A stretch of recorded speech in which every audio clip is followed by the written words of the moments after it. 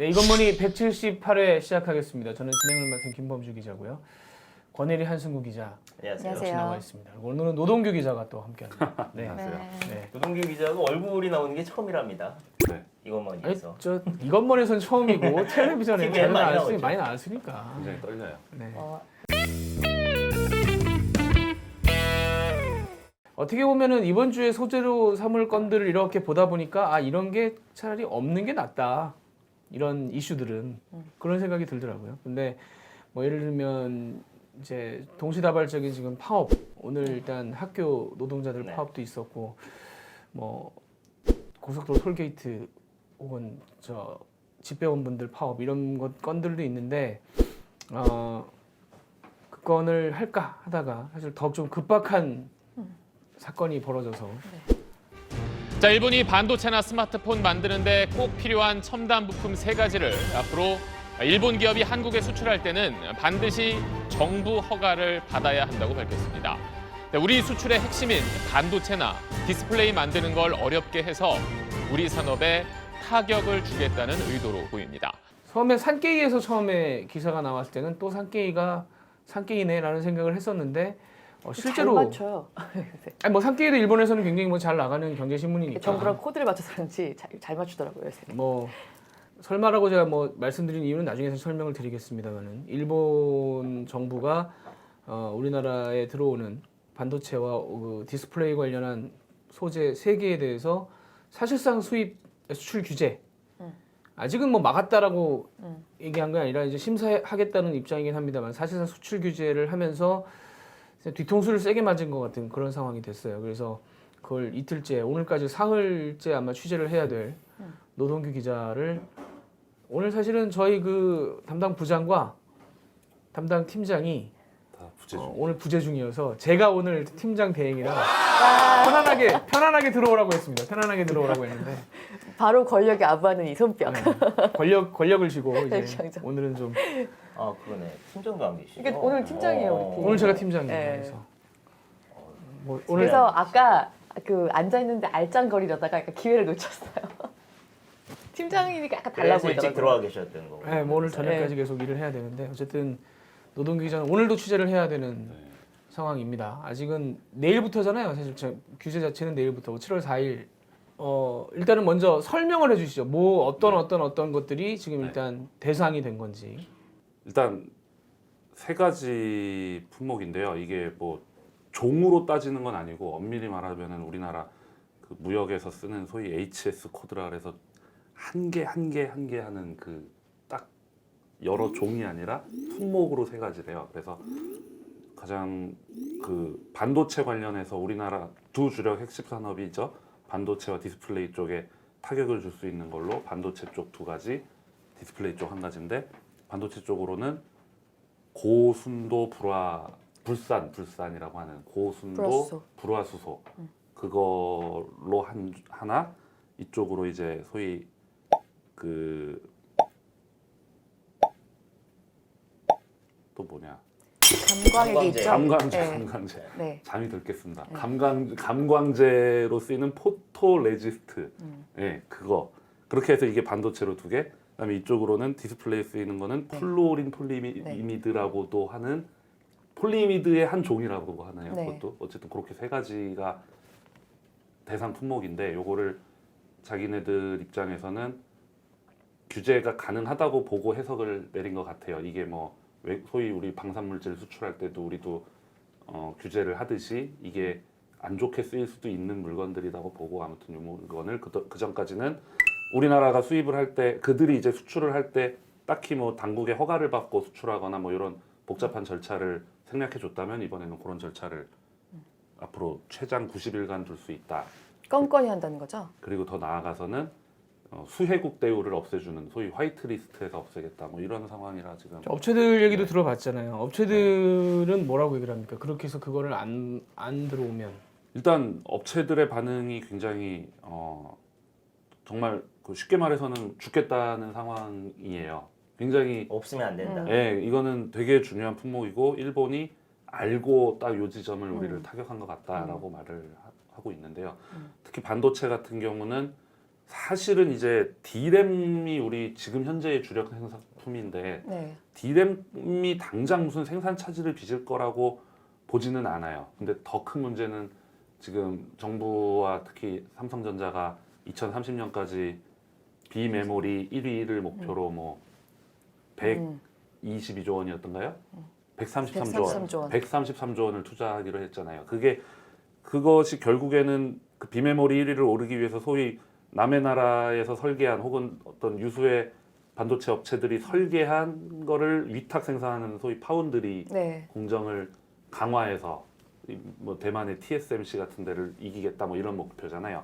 그거의 핵심이 결국에 초정밀하고 막 아주 그 복잡한 공정을 극세화해서 만들 수 있는 뭐 EUV 공정 뭐 이렇게 말하는 네. 극자외선을 도입해서 뭐 한다는 그런 부분인데 그 EUV 공정에 지금 현재 딱 그 일본에서 지금 수출을 규제하겠다고 한 그 감광제 포토레지스트가 지금 거기에 들어간다고 해요. 그리고 그거 그러니까 장기적으로 굉장히 그러니까 일본산 고급 감광액이 아니면 그 정도의 초정밀 공정할 수 있는 제품이 그렇죠. 사실상 그렇게 많지가 않잖아요. 그래서 이건 지금 삼성전자도 물론이거니와 정부도 그렇고 이 부분은 되게 사실 굉장히 밖으로 드러내기를 꺼려하는 부분이기도 해요. 이거는 당장의 문제가 아니라 실제로 그렇죠. 그 예, 10년 예. 보고 하는 그 계획에 차질이 생길 수 우리가 있다는 봤던 거죠. 그림 중에 지난 4월에 대통령이 왜 그 착공식에 가서 그 삼성 공장 착공식에 가서 이재용 부회장 전자 부회장이랑 뭐 이거 드릴 돈이면 뭐 인천공항 3개 짓는다 하고 막 화기애애했던 그 모습이 사실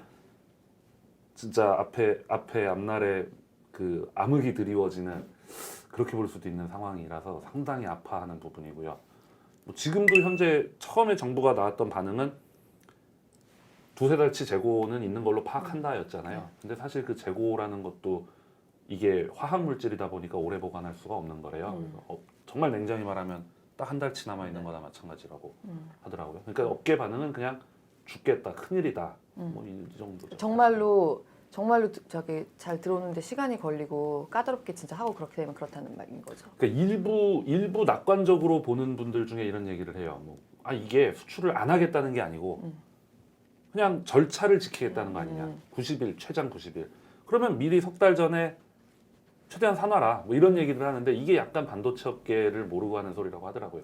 업황을 지금 다운사이클 상황에서 당장 어떻게 필요한지 모르는데 석 달 앞을 내다보고 특히나 그거를 화학물질을 오염되면은 못 쓰게 되는 화학물질을 보관도 어렵답니다.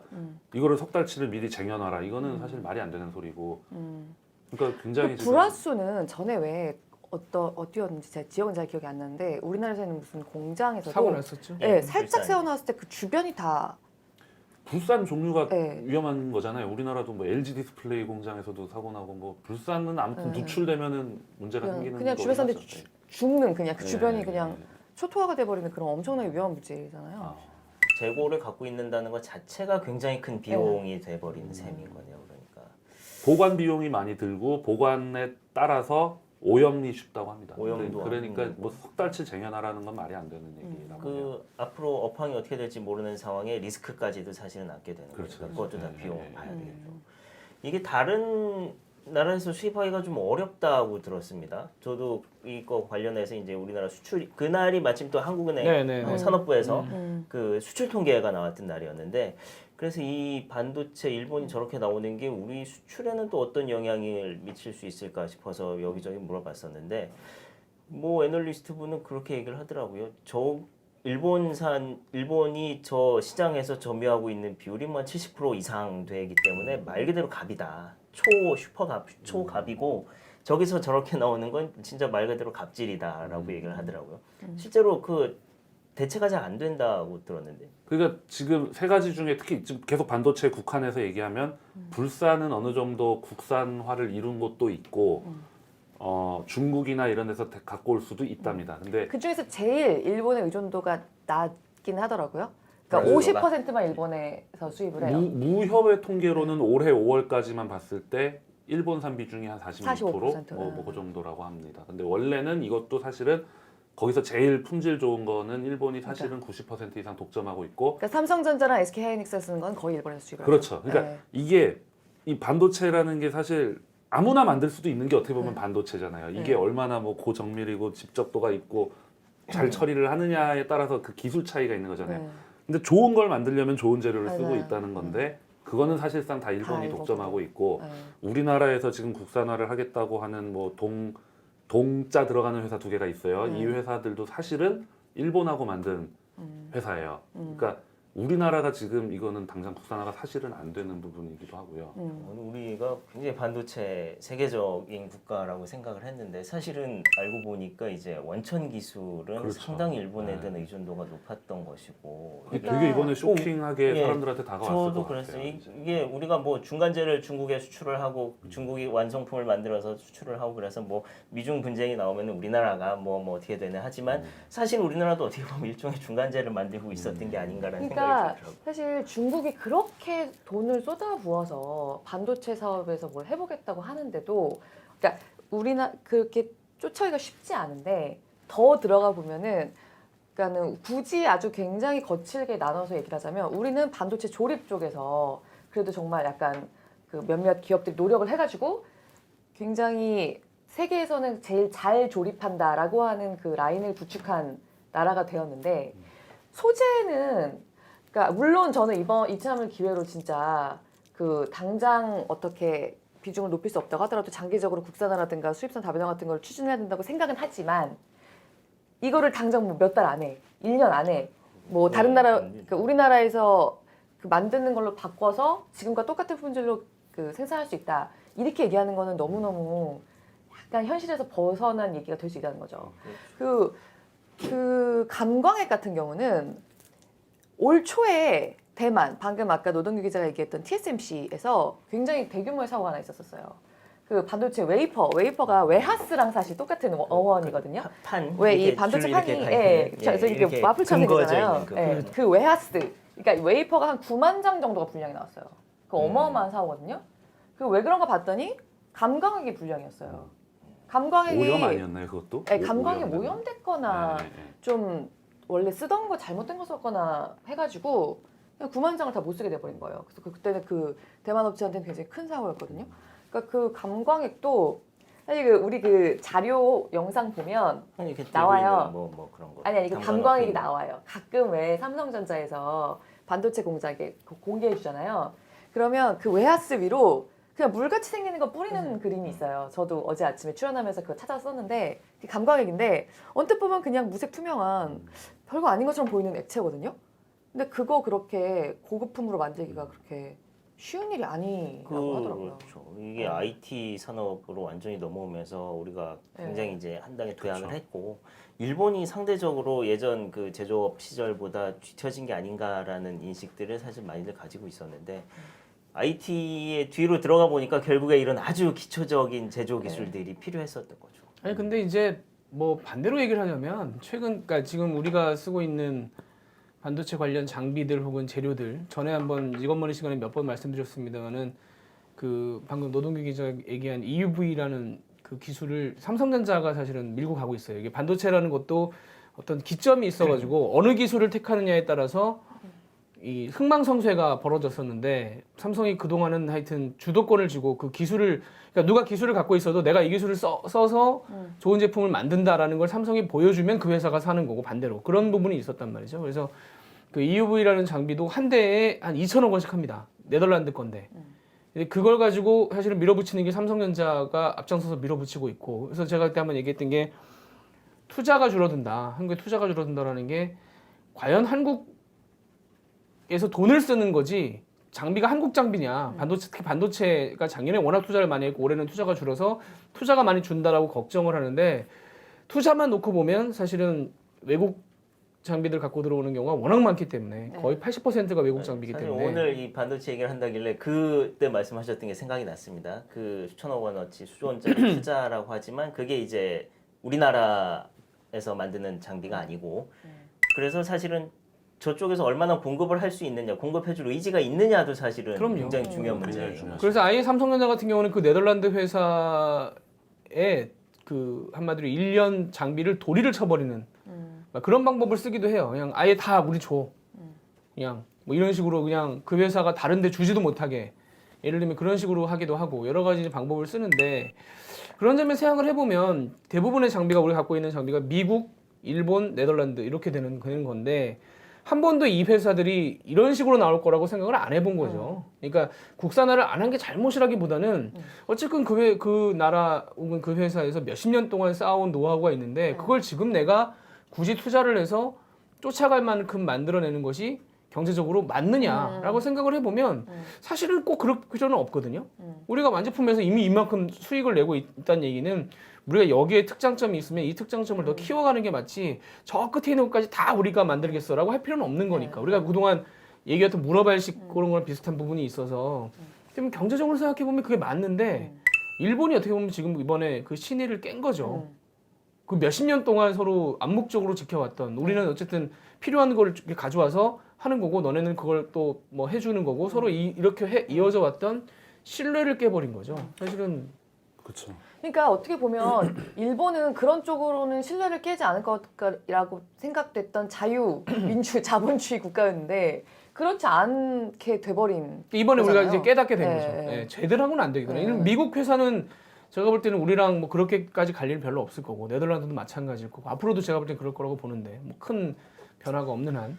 근데 일본은 이번에 우리가 리스크를 확인한 거죠. 그렇게 되면 일본에서 사오는 물건들은 어떻게 하면 최대한 국산화를 할 수 있을까에 대한 그러니까요. 고민을 해야 될 상황이 제가 볼 때 반도체뿐만이 아니라 뭐 기계 장비라든가 다른 쪽에서도 충분히 지금은 고민을 해야 되는 수밖에 그쪽에만 발을 딛지 않고 예를 들면 반반을 한다든가 뭐 그런 식으로 고민을 해야 될 시점이 온 거죠. 근데 반도체라는 부분은 이 수율이라는 게 굉장히 중요하거든요. 반도체나 디스플레이는 그러니까 에러가 안 나야 됩니다. 네.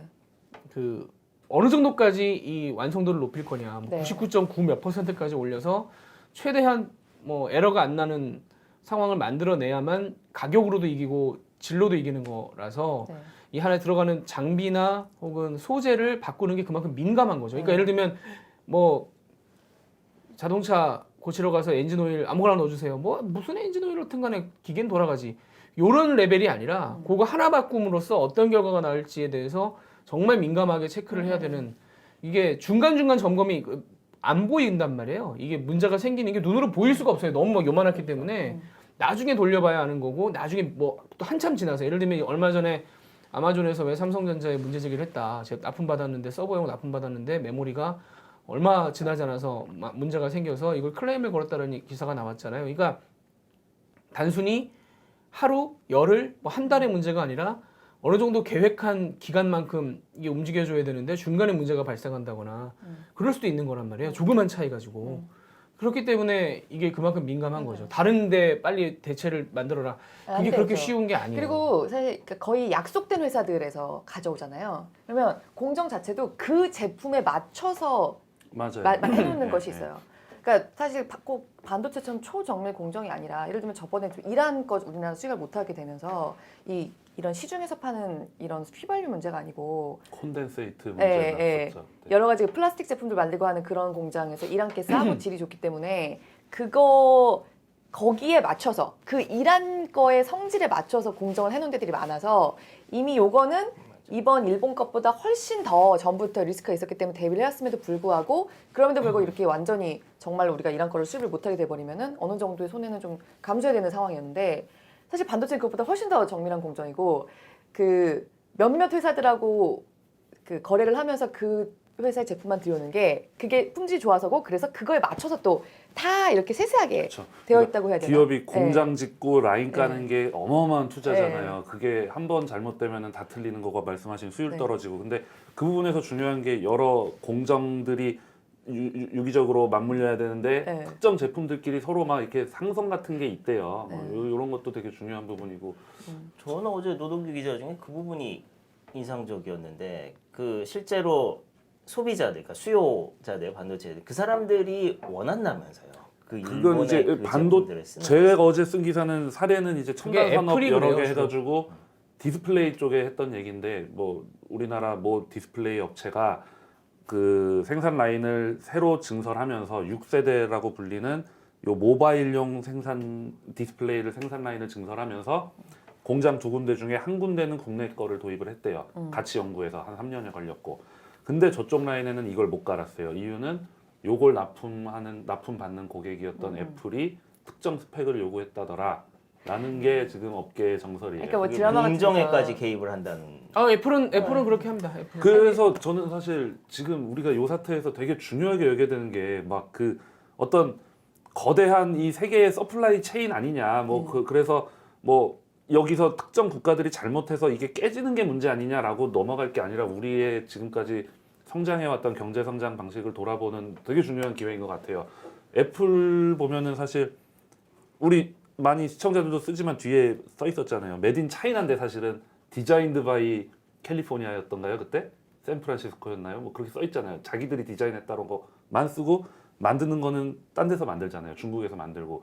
그거인 즉슨 결국에 중요한 건 원천 기술이고 실리콘밸리의 힘도 사실은 거기서 나오는 연구개발이잖아요.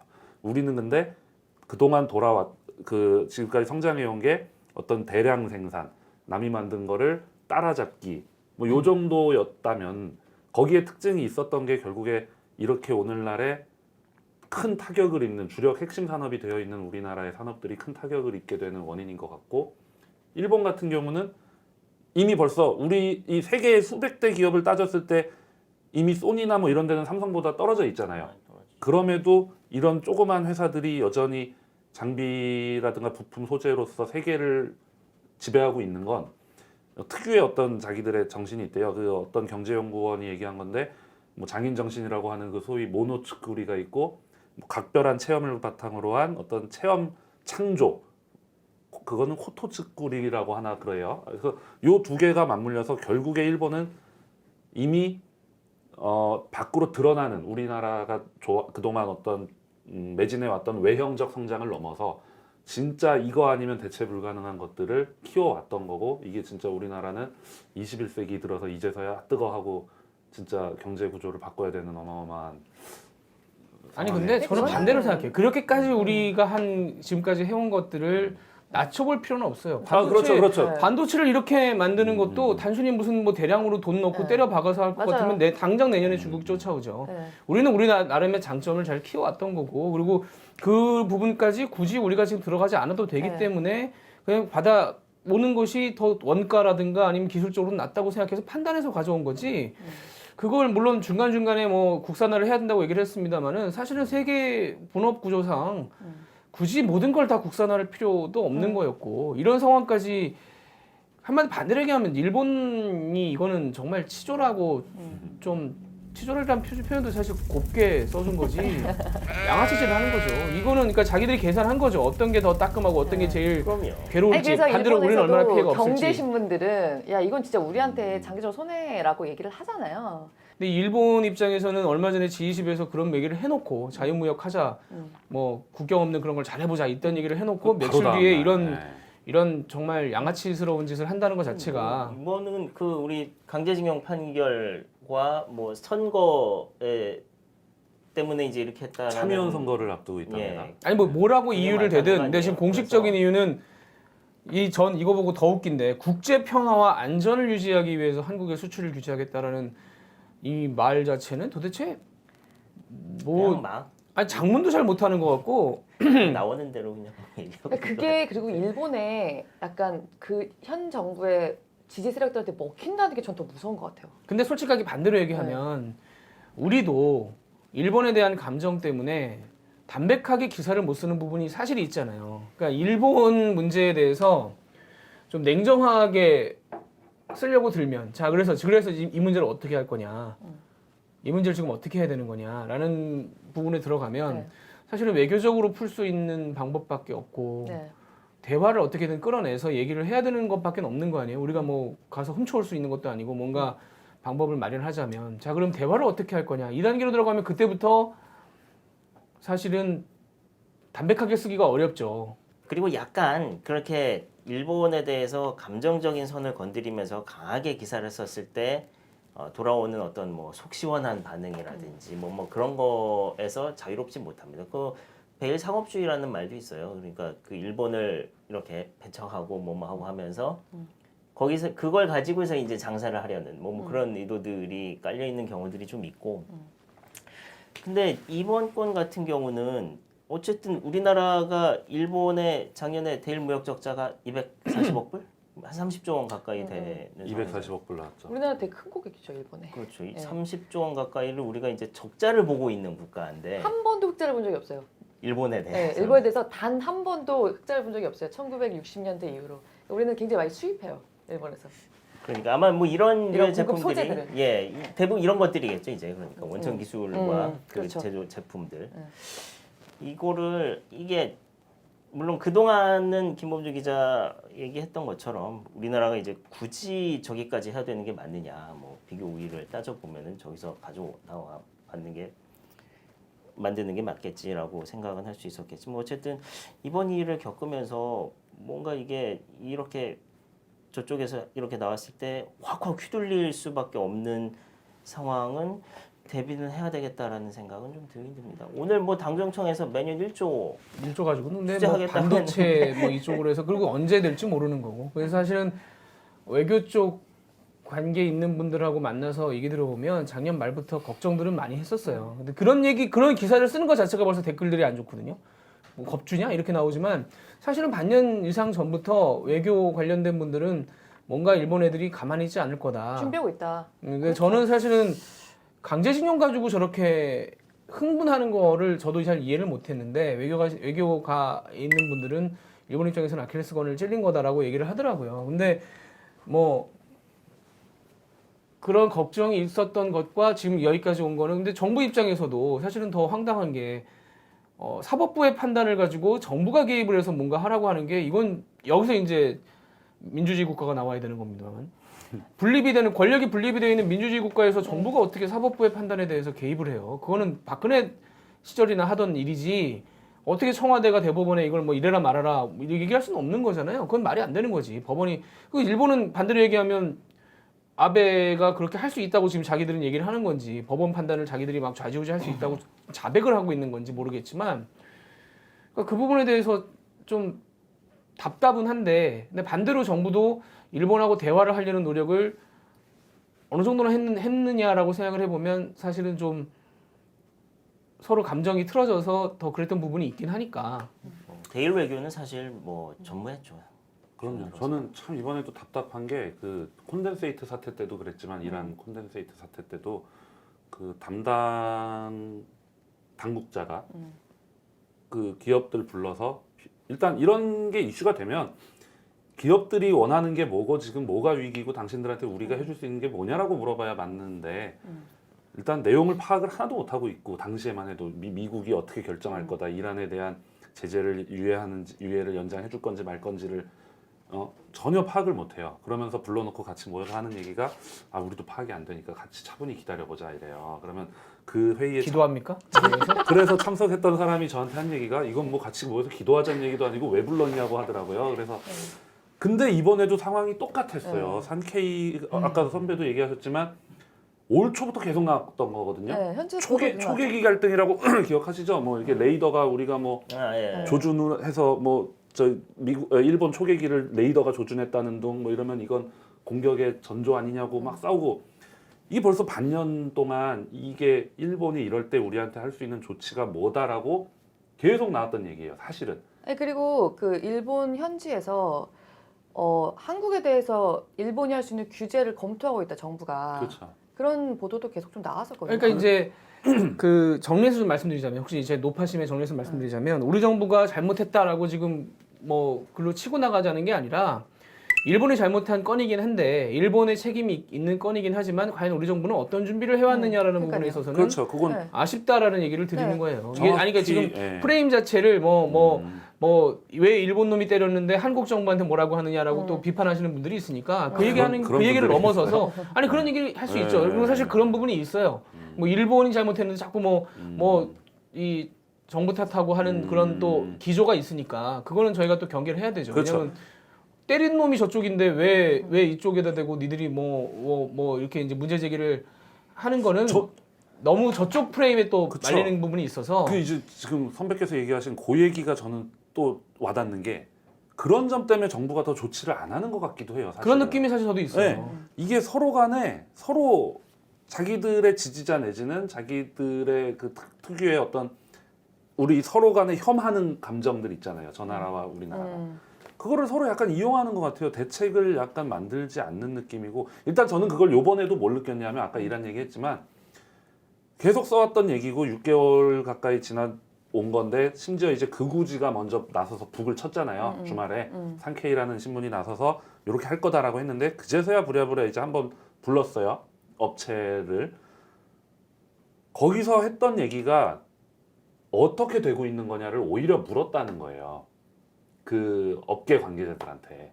그러면 우리 입장에서 드는 생각은 저같이 납세자로서 드는 생각은 세금 받아가지고 거기 나가 있는 수많은 우리나라의 주재하는 일본 주일 소위 외교와 상무하고 뭐 나가 있는 뭐라 그래요 이걸 그러니까 외교관 주재관 근데 작년에 상무관. 산업부에서 뭐 하고 있냐는 거죠. 그러니까 작년에 그들은. 산업부에서 주일 한국 대사관을 통해서 일본의 그런 산업 규제 동향 상황을 면밀히 점검하겠다라고 밝힌 적도 있었거든요. 그 후에 어떤 조치를 그러니까 취했는지는 점검하고 있다면서 왜 네, 물어봤죠. 자기들이 모르냐는 거죠. 네. 그래놓고서 왜 업계 관계자들을 불러놓고 당신들이 거기서 수입하는 거고 주재원들이 당신들이 나가 있는데 왜 모르냐는 거를 얘기를 했대요. 그러니까 이 얘기가 전 너무 황당했던 게 황당하네요. 그건 진짜. 그럼 세금 받고 그거 일본 왜 가 있나요? 보도자료 냈으면 네? 낸 대로 시행을 해야죠. 라면 먹으러 가나요 거기? 몇 년 동안 놀러 가나요? 나는 일본 가서 라면을 못 먹어봤네. 초밥 먹으러 가나요? 아니 그러니까 갔으면은 일을 해야 되는 거예요 그 사람들은. 거기에 관료들은 만나라고 가 있는 거 아니에요? 거기 가서 그쪽 관료를 만나고 우리나라 기업의 이해를 지켜주고 하는 거 아니에요? 근데 가서 왜 너희들은 거기에 돈 들여서 무역하려고 나가 있는데 왜 모르고 있냐라고 아니, 뭐 약간 근데 핀란 쪽에 얘기를 했다는 거예요. 외교부에서 뭐 디펜스를 하려고 하는 얘기인지 모르겠지만 G20 정상회의에서 외교장관들끼리 만났을 때도 그런 부분이 없었다. 그러니까 이제 지금 기사 나오는 거 봐도 총리 관저와 그 일부 관료들이 주도를 해서 했다. 그러니까 이제 뭐 아주 좋게 봐서 뭐 담당 실무진에서 몰랐을 수도 있다고 저는 생각을 해요. 그렇게 하고 넘어가자고요 그 부분은. 그런데 그래도 일이 벌어진 이후에 대처랄까? 상황 분석이랄까? 이런 게 과연 제대로 되고 있느냐. 그러니까 지금 계속 얘기가 약간 돌지만은 이런 부분에 대해서 문제 제기를 하면 오히려 문제 제기를 하는 사람한테 욕을 하는. 야, 일본이 잘못했는데 마 왜 우리 공무원들한테 그래? 뭐 이런 그 감정적으로만 그러니까 서로 그게 소비하고 저는 있어요. 옳지 않다는 거예요. 네, 이 이슈를 감정적으로 소비해요 사람들. 아니 이 이슈가 굉장히 감정적이에요. 어쩔 수가 없죠. 감정적인 이슈 자체가 감정적인 이슈고 아베가 노리는 것도 당연히 그런 부분을 국내적으로 노리는 거고 우리가 더 걔들을 자극해주기를 아베는 바라고 있을 거예요. 사실은 우리 정부가 저는 사실 그 프레임에서 약간 반대로 어제 저는 잘못된 프레임이 뭐냐면 국무회의에서 언급이 없었다라는 걸 가지고 씹은 언론들이 있었는데 죄송하지만 우리도 그랬는데 저는 그 부분은 잘못됐다고 생각합니다. 국무회의에서 그걸 공식적으로 언급하는 거를 아베는 바라고 있을 거예요. 그렇잖아요. 정부 대 정부 대결 한국 정부가 또 저러네 뭐 이런 식으로 나오기를 아베는 저는 바라고 있을 거라고 생각을 하는데 국무회의에서 그걸 공식적으로 언급하면 안 되죠. 다만 실무선에서는 파악을 하고 대책을 세우고 있어야죠. 근데 위에서 얘기 안 한다고 밑에서도 그냥 손 놓고 이러고 앉아 있으면 실질적으로는 되는 게 아무것도 없다는 생각이 든다는 거죠. 사실 좀 딴 얘기로 돌아가 보면 반도체뿐만 아니라 사실 우리가 일본한테 반대로 역공을 할 수 있는 카드가 없단 말이에요. 거의 산업적으로는. 일본에는 뭐 몇백 가지가 있을지 모르겠지만 첨단 특히 뭐 기계라든가 반도체나 디스플레이 말고도 일본에서 우리가 꼭 가지고 와야 되는 것들이 그러니까 적자가 그렇게 한 번도 우리가 뒤집지도 못하고 적자가 나는 것처럼 일본에서 가지고 와야 될 거는 산더미인데 일본이 꼭 우리한테 가져가야 될 것들은 사실 없단 말이에요. 거의. 그러니까 우리가 반대로 시비를 걸 건들이 없는 상황에서 어떻게 이렇게 무방비 상태로 산업부 같은 제가 취재하는 산업부 같은 경우는 좀 안타까운 게 사실은 산업부 이거는 외교 이슈예요. 우리한테 피해를 입는 거는 경제적인 실리 부분이지만 산업적인 측면이지만 만들어진 것 자체는 이 이슈가 만들어진 거는 정치 갈등이고 외교 이슈잖아요. 해결해야 되는 것도 사실은 외교부예요. 산업부는 내용도 모르고 사실은 어떻게 할 방법이 없어요. 그쪽하고 일본의 외교 당국과 얘기를 할 접점 자체가 아닌 거예요. 아니 근데 그 부분은 그거를 되게 하소연을 또 해요. 저는 또 인정하지 않는 게 원래 통상교섭본부가 외교부에 있었던 거예요. 그렇죠. 맞아요. 아니 근데 그걸 떼서 산업부에 준 거예요. 그러면 산업통상자원부가 됐잖아요. 그러면 그걸 통상본부를 떼가지고 간 다음 이후에도 우리가 그 부분을 모른다? 그러면 잠깐 잘라야죠. 잠깐 뭐 하고 있는 겁니까 도대체? 괜찮아요. 자기가 산업통상을 다 쥐고 있는 사람인데 난 통상을 모른다? 난 산업만 하겠다? 집에 가셔야죠 그러면. 모르겠어요. 그걸 지금 하라고- 정부 내 업무 분장이 어떻게 돼 있는지는 뭐 외교부 그걸 기자도 하라고 불러봐야 아니 될 것 그걸 같은데 하라고 사실 통상을 예, 외교에서 띄어서 김현종 그 지금 차장이죠. 지금 안보실. 차장이 예. 한미 FTA를 할 때는 외교부 소속이었어요. 그렇죠. 그리고 이번에 할 때는 산업부 소속이었다고요. 그러니까 그때도 근데 사실은 좀 외교부 출입 기자들이 산업 통상 그 기능 쪽을 취재를 잘 못했어요. 너무 다르거든요. 우리 또 결이. 외교부 오래 하셨잖아요. 그때 제가 외교부였기 때문에 예. 알아요. 그러니까 외교부 출입을 하면서도 산업 통상은 약간 저건 산업 출입 기자가 해야지라고 생각할 정도로 우리가 하고 있는 업무와 달라라고 생각했기 때문에 외교부에서도 사실 곁가지였고 산업부에 가서도 산업부에서도 곁가진 거예요. 그래서 사실은 이 통상 기구를 독립을 시켜야 될 필요가 있습니다. 미국처럼. 그래서 아예 그 일도 거기다 주고 권한도 거기다 주고 거기서 뭔가 할 수 있는 뭐 방법을 주는 것도 방법인데 사실은 이런 일을 막으라고 통상본부를 산업에다 갖다 붙여놓은 거거든요. 그런데 몰랐다? 그 약간 이런 것 같아요. 이게 큰 틀에서 어떤 결정하는 거는 일본도 지금 관방이 하잖아요. 경제 산업성이 하지 않고 관방이잖아요. 미국도 국무가 정해서 USTR이 움직이는 거고. 우리도 마찬가지로 지금 외교부에서 이거는 해결해 줘야 되고 그 밑에 이제 실제 교섭을 뭐 말씀하시는 통상교섭본부가 할 수는 있겠죠. 근데 지금은 이쪽은 내용도 파악이 안 되고 카운터파트라고 스스로 생각을 안 하고 있어요, 산업부가. 아 근데 그거는 그건 근데 비판의 우리가- 소지가 있어요, 말씀하신 그러니까요. 거. 아니, 그리고 발표가 경제산업성 명의로 나왔어요. 처음에 그랬죠. 근데 이거 해가지고 이제 이게 국제적 문제로 비화할 것 같으니 전면에 나서서 이걸 약간 진화하는 모양새를 보인 건 관방장관이었죠. 관방장관. 예. 그건 뭐 그런 발표나 그거는 네. 일본의 그 내각 구조상 관방장관이 하게 돼 있는 거니까 그걸 뭐 예를 들면 우리 총리실에서 예를 들면 그런 기능을 하면 되는 거고. 근데 통상교섭본부를 가지고 가져갈 때 산업부는 쾌재를 불렀다고요. 어쨌든 조직은 커지는 거니까. 근데 가지고 가서 예를 들어서 지금 와가지고 그런 식으로 얘기를 하면 아니 그리고 그 분명히 이 건에 대해서 이미 7개월 전부터 어떻게 될 건지 면밀히 점검하겠다라고 국민들에게 밝혔으나 그동안 점검하지 않아 온 거죠 사실 반년 동안 미국 일본은 현지에서 보도까지 나올 정도로 어쨌든 뭔가 진행이 돼 왔고 지금 하는 걸 보면은 아무리 이게 지금 일본이 취할 수 있는 태도야? 원래 이런 나라였어? 이런 말이 절로 나오긴 하지만 그래도 뭔가 이것저것 계산을 해서 터뜨린 여러 가지로 농후한데 너무 깜깜했죠 사실. 그 공식적으로 우리 정부 입장은 산업부 장관 입을 통해서 한 번 나왔잖아요. 그분이 그런 얘기는 했어요. 그동안 정부는 국산화 요런 걸 대비해서 뭐 국산화를 추진하고 있었고 뭐 면밀히 협의해왔다. 거짓말을 하진 않겠죠. 뭔가 뭘 하려고는 했겠는데 그게 사실 그 내용에 대해서 속 시원히 우리한테 말을 못한다는 건 그 진척이 많이 되지 않았다는 거를 어떻게 보면 스스로 아니, 근데 뭐 반증하는 것 어제 같아요. 청와대 네. 입장도 그렇고 저는 정부 차원은 로우키로 가는 게 맞다고 생각합니다. 정부가 직접 나서서 팔 걷어붙이고 뭐 일본에 대해서 뭐 항의를 하거나 뭐 공식적으로 하지 않는 게 저는 뭐 맞다고 보고 그렇게 설명을 했죠. 그게 일본이 원하는 전략적 로우키다. 공식적으로 하지 않고 로우키로 가는 건 맞는데 겉으로 로우키로 가는 거나 아니 그렇지. 아니 안으로 그 얘기는 네. 지금까지 했으니까. 그 얘기는 지금까지 했으니까 정부한테 이제 그런저런 대놓고 얘기하는 거는 우리가 요구하지 않는 게 맞고 다만 정부가 그런 대책은 가지고 있어야 되는 게 맞는데 이제 앞으로 어떻게 해야 되느냐가 사실은 더 문제죠. 뭐 저쪽에서 또 어제 교도통신 통해서 뭐 군사적으로 전용될 수 있는 전자 관련한 기기들은 또 수출 막는 거를 더 추가적으로 검토하겠다라고 이미 에드버런을 띄워놓은 상태에서 어제 사실 한 종편의 저녁에 한 전문가라고 할 수 없는 정치 관련한 사람이 종편이 하루 종일 방송을 하니까 제가 볼 때는 걸러지지도 않고 문제가 항상 발생하는데 이 뭐라고 주문을 했냐면 구걸 외교를 하라고 주문을 했어요. 우리 정부한테. 일본에 가서 빌어라.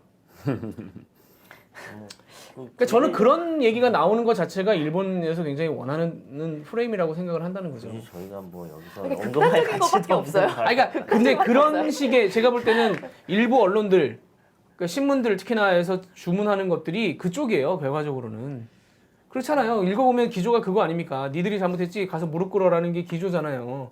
그게 과연 정부가 지금 선택할 수 있는 선택지가 아닌데 우리 내부에서 그렇게 등을 떠밀었을 때 어떻게 보면 협상력만 떨어뜨리는 거지 현재 상황에서는 그건 또 불가능한 얘기니까 국민 감정이라는 것도 분명히 존재하고 그거는 불가능한 거죠. 근데 아베가 저렇게까지 나왔을 때는 뭐 자기들도 나름의 계산을 하고 오랜 계산을 통해서 나온 거니까 일본이 우리를 따끔하게 할 수 있는 카드는 훨씬 많이 갖고 있는 상황에서 우리 정부가 선택할 수 있는 게 상당히 적은데 거기 이렇게 등을 떠밀어서 자꾸 그런 이슈가 나온다는 것 자체가 사실은 참 더 걱정스러운 부분입니다. 제가 볼 때는. 실제로 차질이 얼마나 생기게 될지는 뭐 아직 벌어진 일은 아니니까 뭐 구체적으로 뭐 숫자를 얘기하기는 어렵겠죠. 재고가 소진되면 차질이 생기겠죠 이제. 그러면 그게 뭐 재고가 아까 길어야 뭐 석 달. 반도체로 얘기하면 일단 하면. 완성품 재고는 있으니까요. 완성품 재고가 삼성전자만 어마어마하게 1조 원 쌓여 이상 있어요, 지금. 쌓여있기 때문에. 세계적으로 안 팔려서. 근데 문제는 공장을 세울 수는 없어요. 공장을 그렇죠. 돌아가야 됩니다. 근데 그러니까 이제 그걸 돌릴 수 있는 게 끼케야 한 달이라는 그러니까 거예요. 그거는 지금 보관 멈추거나 뭐 그런 문제가 아니라 공장을 계속 돌려야 돼요. 여러 가지 문제상 공장은 돌려야 되기 때문에 이제 가지고 와야죠. 뭐 어떻게 하든지 가지고 오는 게 업체 입장에서는 지금 필요한 상황인 거고 반대로 일본에서 수출하는 업체들도 그만큼 한국이 큰 고객이기 때문에 일본 업체들도 보내고 싶을 거예요. 근데 일본 업체들이 일본이라는 나라의 성격상 정부에 가서 뭐 드러내놓고 하시오 이렇게 그렇게 할 수가 못할 있는 나라가 거니까. 아니기 때문에 그 나라도. 근데 일본 참, 저 일본 잘 모르긴 하지만 진짜 놀랐어요. 이런 조치가 나오는 것에 아니 대해서. 자본주의 시장 네. 경제를 한다는 나라에서는 그러니까 중국이 저런 짓 할 때는 중국이니까라고 생각할 수 있는데 우리가 솔직하게 그러니까 그래서 얘기하면 아까 잠깐 얘기하긴 했지만 결국 그러니까 이달 말에 참여연 선거 있죠? 약간 선거용이 아닌가. 왜냐하면 분명히 일본에도 손해가 가는 조치고 자국 기업들에게 대단한 폐를 끼치는 조치이잖아요. 게다가 뭐 그 정말로 이거를 확대한다고 하면은 전자 뭐 부품 같은 쪽으로 분명히 자기들한테 손해가 있는데 이렇게 하는 거는 뭐 선거용이다. 예, 뭐 선거용이고 근데 제 생각은 그걸 넘어가야 된다고 생각해요. 왜냐하면 선거용이라고 생각하고 7월 말이 되면 끝나겠지라고 생각하고 접근할 문제는 아니라고 생각해요. 한 번 카드를 꺼내 들었으면 언제든지 다시 꺼내 들 수 있는 카드고 그러니까 더한 짓도 할 수 있는 네. 거라고 생각을 우리가 가정을 하고 하여튼 플랜 B, 플랜 C, 플랜 D까지 해서 계속 우리도 계획을 세워야 될 거고 뭐 외교적으로 노력하는 것과 동시에 우리가 외교 팟캐스트는 아니니까 외교적으로 노력하는 것과 동시에 그 부분에 대한 고민도 분명히 필요하죠. 더 예. 지금부터는 제대로 해야 될 예. 상황인 거고. 아무튼 그게 미국도 그렇고 전 세계적으로 약간 이 극단을 향한 이쪽의 성향을 가지고 네. 말을 하고 뭐 지지 세력을 모으고 하는 것들이 약간 전 세계적으로 조금 퍼져 나타나고 있는 현상이랍니다. 그래서 포퓰리스트들이 뭐 여러 가지의 이유들이 있겠지만 실제로 어쨌든 이게 사람들의 귀에 쏙쏙 박히는 측면이 있고 또 요즘 전파가 빠르니까 뭐 우리나라에서도 저기 어디 광화문에 맨날 천막 치려고 하는 이런 분들이 있잖아요. 그분들 맨날 유튜브 라이브 같은 거 하시고 그러는데 이게 전 세계적으로 퍼지고 있는 현상이고 실제로 트럼프도 그런 덕을 어느 정도는 좀 본 사람이 아닌가라는 맞죠. 생각이 들죠. 맞죠. 그래, 그분이 이거 가지고 이제 거기까지 간 분이니까.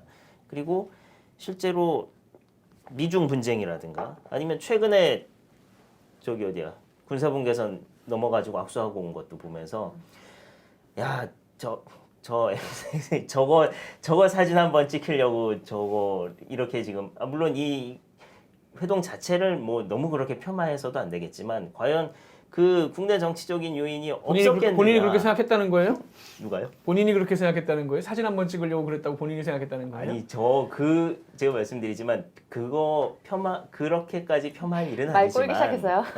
그렇게까지 폄하할 일은 아니 나 아니지만 지금 나중에 욕 먹을까봐 기회를 주고 있는 거예요. 네, 그러니까 왜? 과연 국내 정치적인 요인이 전혀 없었겠느냐라고 보면은 선거 그렇게는 때문이죠. 보기 선거 어렵죠, 재선 사실. 앞두고 있으니까요. 예, 예. 그러니까 뭐 이게 근데 그렇게 이게 정치적인 이유 때문에 이런 분쟁과 갈등이 벌어진다고 하면 역설적으로 얘기하면은 그거는 언제든지 벌어질 수 있는 일인 거죠. 이제. 아, 아니 근데 미국과 중국과 이거 일본의 통찰이 있는 말씀이시네요. 그 정치 상황에 따라서는 예.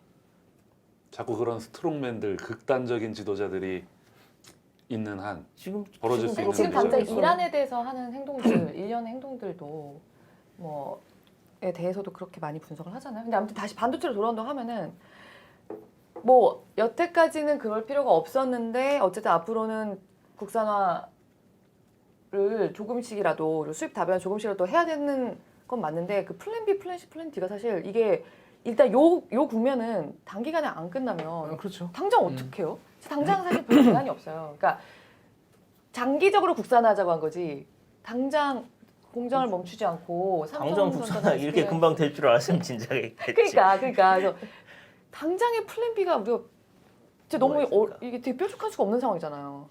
이거 어떻게 맞아요. 해야 아니 되지? 어떻게 제가 해야 돼요? 물어봐도 솔직히 그냥 손 놓고 있는 상황이라고 해요. 어떻게 할 수가 없다고. 안 주면 답 없다. 아니, 바꿀 수가 없는 거니까요. 그래서 일본이 정말 그렇게 문제를 일으킬까라는 생각도 저는 하는데 근데 그러니까 그런 가정을 넘어서서 고민을 해봐야죠. 그러니까 정말 그럴까? 여기까지 꺼냈는데 어차피 여기까지 꺼낸 것 자체가 사실 경악스러운 일인데. 그러니까 일종의 약간 일본이 일종의 준법 투쟁, 그러니까 굳이 말하자면은 준법 투쟁 비슷하게 아니 얘네들이 그죠? 되게 표에서 약간 피해서 발표한 게 있잖아요. 우리가 제재를 하겠다는 게 아니라 말도 좀 바뀌었어요. 첫날은 수출 과정에서 불미스러운 일이 있었다라고 얘기를 해요. 그러니까 뭔가 민간 쪽에서 이게 진짜 그렇게 1년에 한 번씩 포괄적 허가를 내줄 수 없는 행동이 뭔가 있었다는 식으로 얘기를 하는데 그게 뭐냐 물어보니까 대답을 못 하잖아요. 그러니까 또 무슨 세계 평화 이런 식으로 막 말이 바뀌고 건건이 허가를 하겠다라고 이렇게 막 띄워놓고 지금 당장 뭐 스텔라 같은 회사 불화수소 그 고순도 불화수소 고품질 그거 만드는 회사 같은 경우는 100% 우리나라에만 파는 거 아니에요? 맞아요. 진짜로 못 팔게 하면은 그 회사는 문 닫아야 돼요 당장. 그 정도의 고순도 불화수소를 사줄 때도 별로 없어요. 근데 아베가 하는 짓거리들을 보면 네. 뭐 그렇게도 좀 뭐랄까 한마디로 깽판을 치겠다고 마음 먹으면 뭐 뭔가 그럴 수도 있지 않을까 자기 정치적인 욕심에 따라서. 아베 사실 깽판 많이 쳤는데 콘크리트 지지율에 참. 아니 일본은 원래 그러니까 그걸 뭐 우리가 근데 반대로 생각해보면 우리가 보복할 게 별로 없기 때문에 제가 머리끄댕이 잡고 너 죽고 나 죽자라고 하는 카드는 하나 생각한 게 있는데 정말 그 카드를 꺼내는 순간 이거는 뭐예요? 핵전쟁이니까 우리가 후쿠시마에 나오는 수산물 28가지만 금지를 하고 있거든요. 그 동네 나오는 거 다 안 사겠다고 하면 왜냐면 일본이 정말 거기에 들이는 지금 정부적인 어마어마한. 공이 전 세계적으로 이번에 시진핑 주석 왔을 때 후쿠시마산 쌀로 밥을 저어줬다는 거 아니에요? 매기는 거 아니에요? 매기는 거. 아니, 근데 이런 외국에서 식으로 누가 높은 분이 올 때마다 높은 사람이 올 때마다 그렇게 매겨요. 자꾸. 잠깐만 트럼프 대통령한테도 후쿠시마산 쌀로 밥 줘서 먹였어요? 후쿠시마 저 트럼프 대통령은 저번에 갔을 때 그랬죠. 저기 뭐야 술 안 마시는데 이자카야를 데려갔죠. 후쿠시마산. 아니 술 안 마시는 사람을 거길 데려가고 표정 자체가 이 새끼 날 거의 뭐 여우와 두루미 느낌 있잖아요. 장난치나 이 새끼 막 약간 이런 표정. 야, 근데 아베가 근데 봐봐. 야, 솔직히 저도 제가 어제 아침에 친절한경에서 기사 썼는데 그래 감정을 덜고 쓰려고 진짜 노력을 했는데 감정이 좀 있네요. 저도 아니, 모르게. 그러니까 아베라고잖아요. 벌써 지금 아베 총리라고 안 하고. 전 아까부터 아베라고 불렀는데 네. 그러니까 대한민국 나 자신이. 국민인 이상 이런 행동 네. 자체가 그러니까 이거를 이제 무역 보복이라고 우리가 부르는데 이 보복이라는 건 우리가 뭐 잘못했을 때 보복을 하는 거잖아요. 네. 이건 깽판이죠 그냥. 네, 깽판. 우리가 과연 잘못했느냐 원천적으로 생각해 보면 그러니까 프레임 자체도 그렇고 사실은 이제 일본에서 잘못한 건데 그 감정은 다 있죠. 네. 예, 근데 일단은 거기까지 저는 생각 후쿠시마 걸 던지는 순간에 이거는 서로 돌아올 수 근데 없는 요거는 강을 건너는 거거든요. 굉장히 제가 봤을 때는 브릴리언트한 생각이신 것 아니 근데 같아요. 문제는 아니 그렇게 했다가는 문제는 아니요, 정말 이거를 그거는 돌이킬 수가 없어요. 우리가 요렇게 해서 이게 만약에 외신들이 보도가 되면은 어느 정도 이제 국제적으로 한국도 이제 대응했는데 후쿠시마산을 거론했으면 세계적으로 일본의 그 방사능 위험이 알려지면 자기들도 좋을 게 없잖아요. 그 수출. 아니, 근데 그거는 이번에 정말 그러니까 방사능 정말 위험은, 지금까지는 약간 감정 싸움의 느낌이었다면 그때부터는 정말 그죠. 너랑 나랑은 평생 볼 일 그러니까 없어라는 뭐 소리까지 WTO 가는 거죠. 가야죠. 아까 말씀하신 뭐 구력 외교 그걸 할 건 아니지만 그렇다고 지금 우리가 그럴 것도 아니에요. 뭐 좌우지간 진짜로 반도체가 만약에 그렇게 생산과 수출에 차질이 생긴다고 하면 뭐 우리나라가 원체 이제 반도체 의존도가 너무 커서 특히 이제 수치로 보이는 수출에 대한 거라든가 뭐 GDP에 대한 기여도라든가 이게 너무 커서 아, 그럼 난리 나죠. 진짜 이게 숫자가 좀 이렇게 많이 떨어질 수도 있는 그 위험이 분명히 많이 떨어지는 있죠. 게 문제가 아니라 지금 그 숫자가 문제가 아니라 정말 그 삼성전자, SK하이닉스의 뭐 협력업체, 그 협력업체, 그 또 협력업체 막 이렇게 나가기 시작하면요. 한국은 사실 반도체예요. 한국 거의 이꼴 반도체일 정도로 그 정도로 의존도가 높고 사실 최근에 점점 더 높아져 왔고 또 그 높아지는 것에 따라서 또 산업 구조도 이렇게 좀 이렇게 더 달라붙어 물론 왔고 그 반도체 산업이라는 게 뭐 이렇게 일자리가 많이 만들어지는 산업은 아니긴 하지만 아니, 많이 만들어져요. 아니 그 네. 안 그래도 최근에 그 산업연관표를 제가 찾아보고 왔는데 그 고용 유발 개수, 그게 취업 유발 개수 산업 같은 거 있잖아요. 낮죠. 굉장히 네. 반도체는 낮은 편이에요. 다른 반도체 서비스업에 비해서는 특히나. 한 2에서 3 정도 된다고 하면 건설업이 한 10 정도 돼요. 건설이 많죠. 건설이 예. 10 정도 되고 말씀하신 서비스업, 특히 막 사회복지 서비스업 이런 거는 완전히 사람 손으로 하는 데이기 때문에 거기는 이제 막 30씩 이렇게 막 올라가기도 하는데 근데 반대로 이제 반도체는 규모가 크기 때문에 예, 그 예, 말씀드린 거죠. 물론 절대적인 숫자로 보면 작지만 이게 또 절대적인 숫자는 작아도 이게 규모가 커지면은 또 그 안에서 이제 많이 생길 수 있는 실제로 거니까 많은 사람들이 종사를 하고 있고 그런 고부가 면이 좀 산업이고. 그런 면에서는 분명히 뭐 영향이 없지 않게 좀 숫자 특히나 이게 숫자가 떨어지면은 단순히 숫자가 떨어지는 것 이상으로 아마 여러 가지 공격들과 여러 가지 그 현상들이 나타나게 될 겁니다. 아마.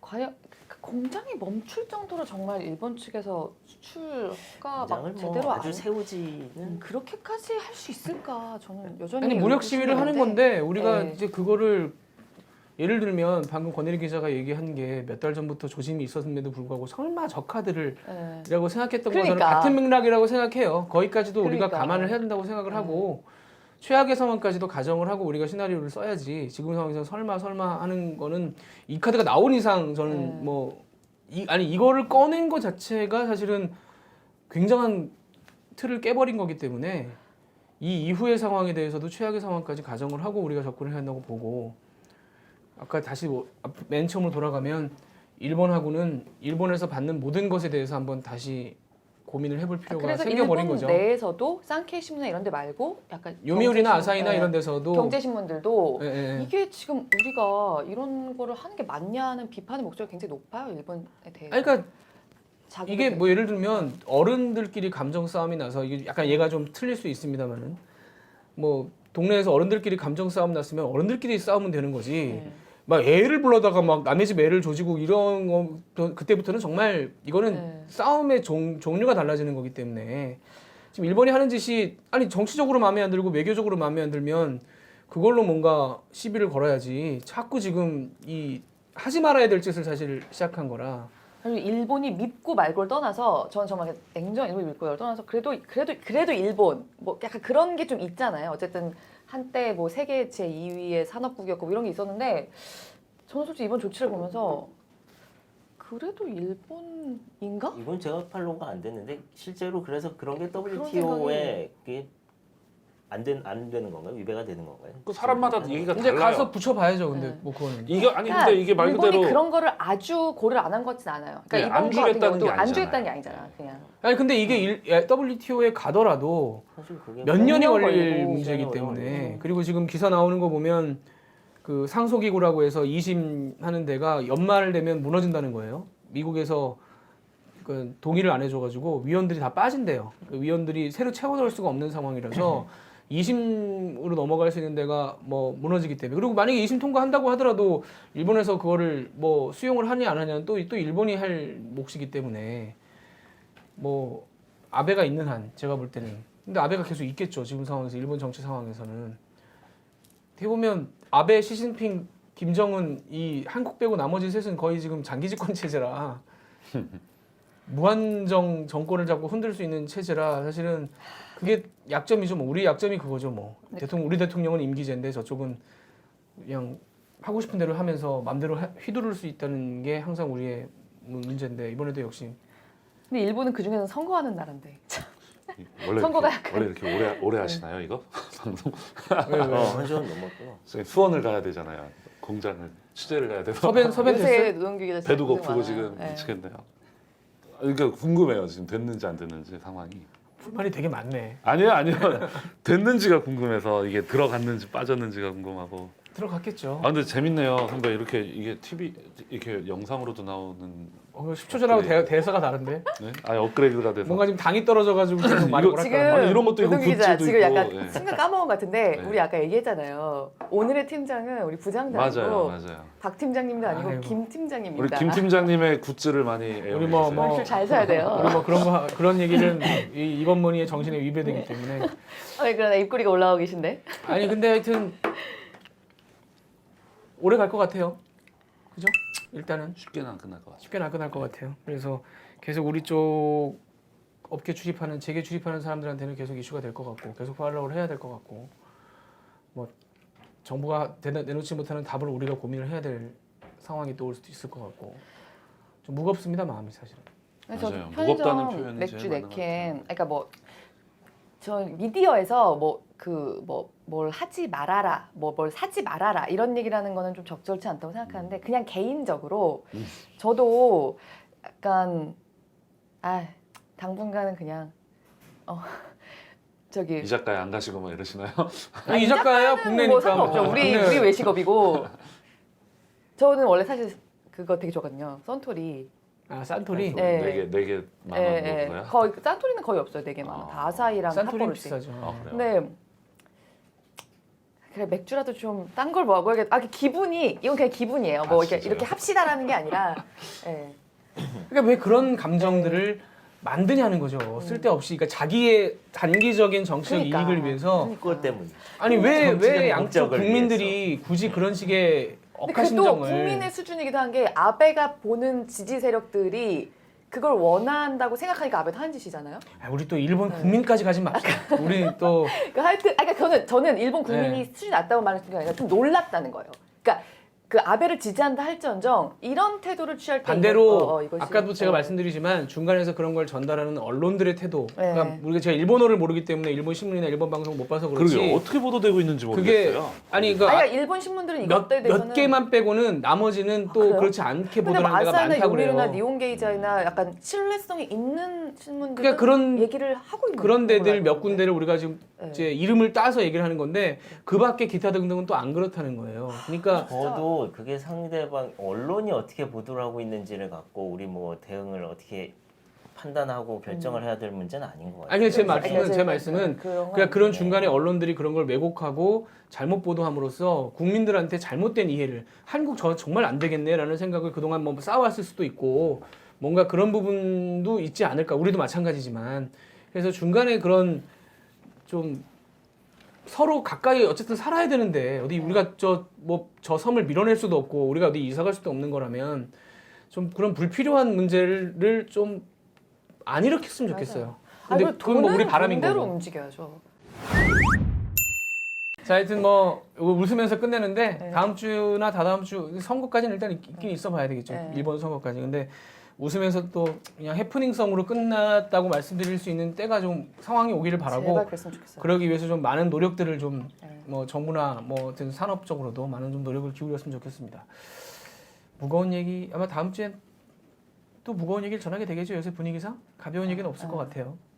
네, 뭐 최대한 좀 가벼운 얘기를 전할 수 있기를 기대를 해보면서 여기서 마치겠습니다. 감사합니다. 고맙습니다. 고맙습니다.